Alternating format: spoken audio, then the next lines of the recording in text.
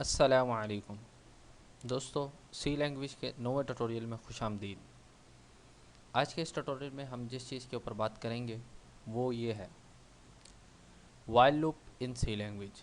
जैसा कि अपने पिछले ट्यूटोरियल में हम बात कर चुके हैं लूप्स की, और उसके साथ साथ फॉर लूप के बारे में भी हम बता चुके हैं कि किस तरीके से फॉर लूप का स्ट्रक्चर डिफ़ाइन होता है सी लैंग्वेज के अंदर। और साथ ही साथ आज की इस ट्यूटोरियल में हम जो चीज़ पे बात करेंगे वो है वाइल लूप। तीन हमारे पास टाइप्स होती हैं, जैसे कि मैंने आपको पिछले ट्यूटोरियल में बताया था। पहला फॉर लूप, दूसरा वाइल लूप, और तीसरा हमारे पास जो एक्सटेंशन है, ये इन्हेंसमेंट है सी लैंग्वेज के अंदर, वो है डू वाइल लूप की। A while loop statement in a C programming language rapidly execute a target statement as long as given condition is true. अब इससे क्या मुराद है?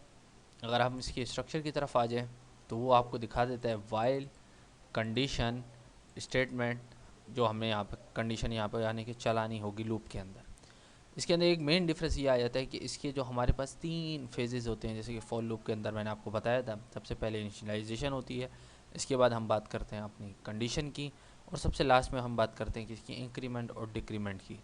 वाइल लूप में भी सेम वही चीज़ें होती हैं, लेकिन इसके अंदर थोड़ा सा डिफरेंस ये होता है कि हमें इसको डिफ़ाइन जो है वो एक अलग तरीके से करते हैं। सबसे पहले तो हम इसके स्ट्रक्चर से पहले हम इनिशियलाइजेशन करते हैं फॉर सपोज इंट ए के नाम से।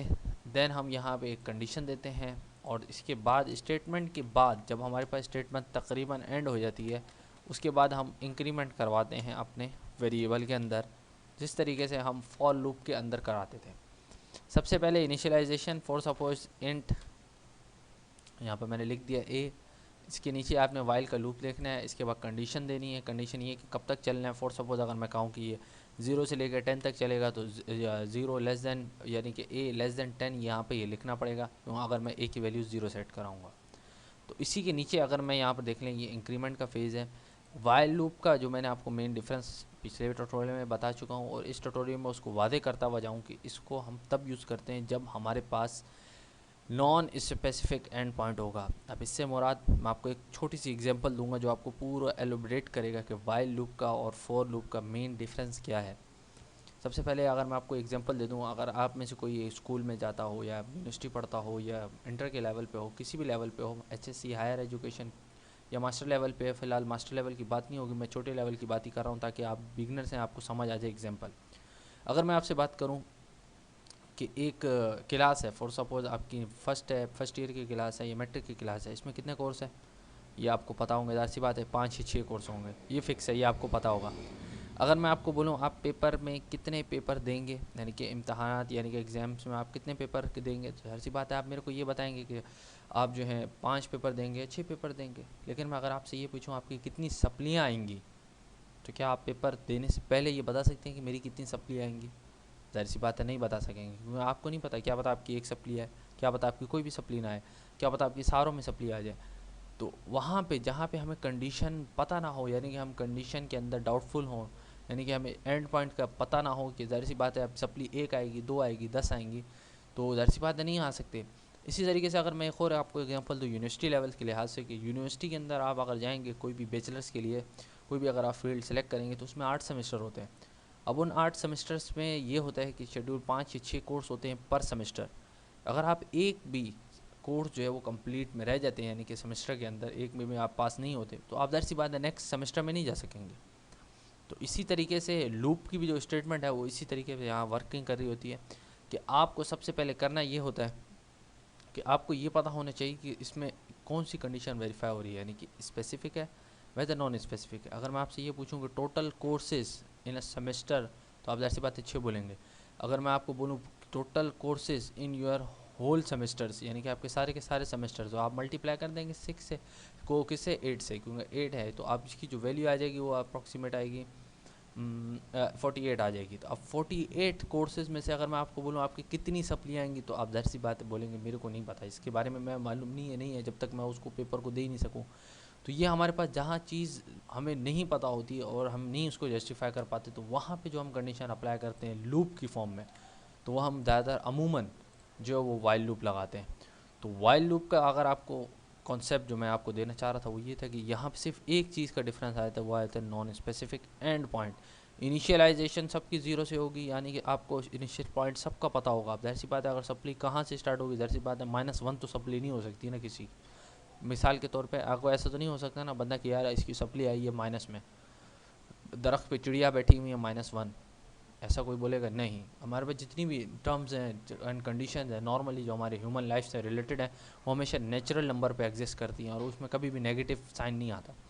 तो इनिशियली हमें इनिशियल पॉइंट पता होता है कि किसी भी लूप का, लेकिन हमें स्पेसिफिक पॉइंट पता होगा तो हम फॉर लूप यूज़ करेंगे, अगर नहीं पता होगा तो ज़ाहिर सी बात है हम उसको वाइल लूप यूज़ करेंगे। तो ये तो हो गई है थोड़ी सी थ्योरी जो मैंने आपको बतानी थी कि डिफ्रेंशिएट आप कैसे कर सकते हैं बआसानी वाइल और फॉर लूप में।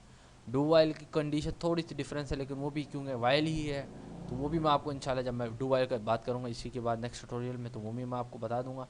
तो फिल वक्त आपको ये क्या चीज़ समझनी है कि non specific while loop and specific for loop and point के बिहाफ पे। तो अभी हम चले आते हैं अपने प्रोग्राम की तरफ। तो सबसे पहले फाइल में ओपन कर लें न्यू। सबसे पहला काम जैसे कि मैंने आपको बताया था, इसको सेव ज़रूर कर लिया करें P09, क्योंकि आज ये नोवा लेक्चर है। सबसे पहले आपने वर्ड मेन लिख देना है, देन आप आ जाएंगे इसके ब्रैकेट में। सबसे पहले जो आपने काम करना होता है वो मैंने आपको बताया CLRSCR, देन आपने लिखना है गेट ch लिख दें। और इसके बाद आप आ जाएं अपने प्रोग्राम की तरफ। सबसे पहले इनिशियलाइजेशन और डिक्लेरेशन। इनिशियलाइजेशन यानी कि वेरिएबल का नाम, फॉर सपोज मैंने आई दे दिया इज़ इक्वल टू 0, ये हमारे पास आ गया 0, देन सेमीकॉलन। इसके बाद हम आ गए नीचे CLR के बाद जो है आपको लिखना होगा, नहीं तो ये एरर सपोज किया जाता है।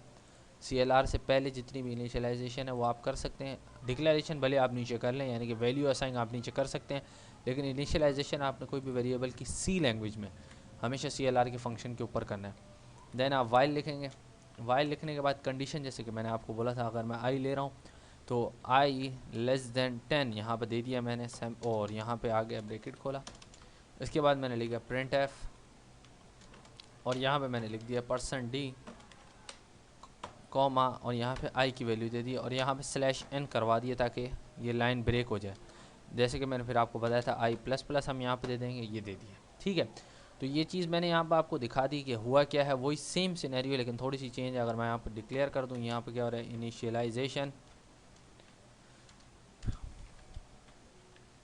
इनिशियलाइजेशन आ गई, नीचे क्या हो गया प्लस, डिक्लेयर भी कर दिया हमने।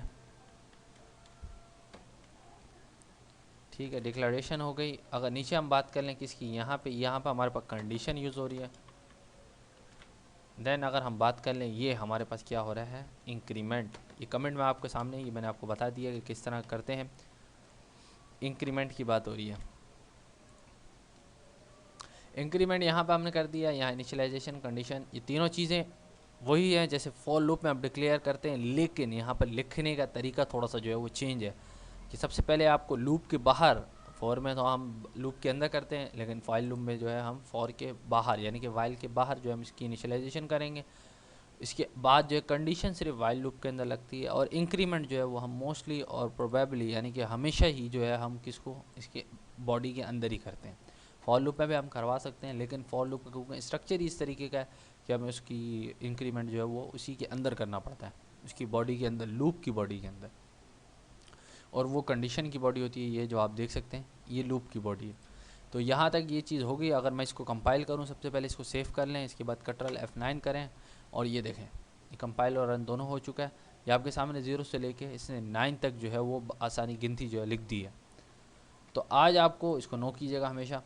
तो आज के इस ट्यूटोरियल में जो चीज़ हमने सीखी वो है वाइल लूप। तो वाइल लूप का अगर आपको मेन कॉन्सेप्ट में जो देना चाह रहा था वो ये था कि बहुत सारे बच्चे इस पर बहुत कन्फ्यूजन हो जाती है उनको कि हम लोग वाइल में क्या लिखें और फॉर में किस तरीके से हम लूप को लिखें। जब हमारे पास प्रोग्राम आए या हमें कोई चीज़ दी जाए बनाने के लिए तो हम उसमें कौन सा लूप का इस्तेमाल करें, हालांकि काम तो दोनों का सेम है।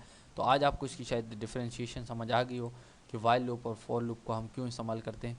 वाइल लूप वहाँ इस्तेमाल होता है जहाँ पे हमें चीज़ की एंड पॉइंट ना पता हो, यानी कि उसका आखिरी हद जो है वो ना पता हो, और फॉर वहाँ इस्तेमाल होता है जहाँ पे हमें इसका स्टार्टिंग और एंडिंग दोनों पता हो। वाइल में सिर्फ स्टार्ट पता होता है, एंड नहीं पता होता। तो इस ट्यूटोरियल के लिए इतना ही। इंशाल्लाह नेक्स्ट ट्यूटोरियल में हम बात करेंगे डू वाइल की। तो तब तक के लिए इजाज़त। अल्लाह हाफिज़ नासिर।